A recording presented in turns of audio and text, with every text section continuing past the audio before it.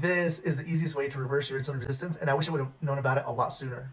I went from looking like this, where I had cravings all the time, I was always tired, had low testosterone, chronic fatigue, and dealing with depression, which I found out was all tied to insulin resistance. I really felt like I was the issue, and no one could relate to what I was dealing with. And this is me now. I've reversed my insulin resistance, I've lost over 50 pounds, over 40 inches of body fat, reversed my sleep apnea, testosterone went from 170 to over 550, and feel 20 years younger. No more aches and pains, no more daily headaches. I feel amazing. So before I get into how to reverse insulin resistance, you have to understand a couple of things.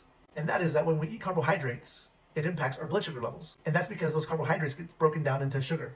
That sugar causes our blood sugar levels to rise. And insulin gets released and acts like a key to a door, opening the cell doors, so that glucose can enter and be used as energy or be stored for later need. However, when we become insulin resistant, that key stops working. So in order for those cells doors to open, your body releases more insulin. And this causes our insulin to be elevated all the time. And if this is left unaddressed, it can lead to more chronic symptoms like type 2 diabetes and all of these symptoms here. So our goal to reverse insulin resistance is to first lower the elevated insulin levels. And here's how I did that, and I'm going to tell you how you can do that as well. First, you need to give your body a break from the constant glucose spikes, which is constantly spiking your insulin. So for me, what that meant was I started intermittent fasting.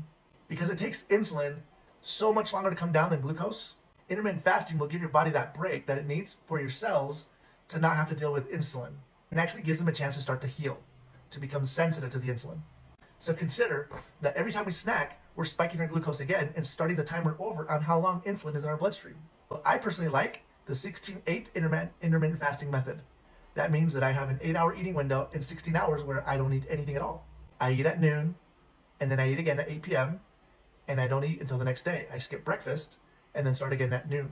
Now, if you've tried intermittent fasting before, and you got the headaches, you got the shakes, you got hangry, people tell you you turn into this mean person, or you're constantly thinking about food, I use this to help me control my appetite, control my cravings, and it helps me speed up the fat burning process. Now, when you eat and you have that first meal, it's really important that you focus on having sufficient fiber, protein, healthy fats, and complex carbs. And if you eat in that order, it's going to actually keep your glucose much lower. Now, most people are very fiber deficient. So what I do is I like to supplement with this product, which is a blend of 9 different soluble and insoluble plant-based fibers specifically designed to absorb excess carbohydrates and keep my glucose levels low. Lower glucose, lower insulin. Lower insulin, the faster I can reverse my insulin resistance and become insulin sensitive. And as you reverse your insulin resistance and become insulin sensitive, you're going to feel absolutely amazing.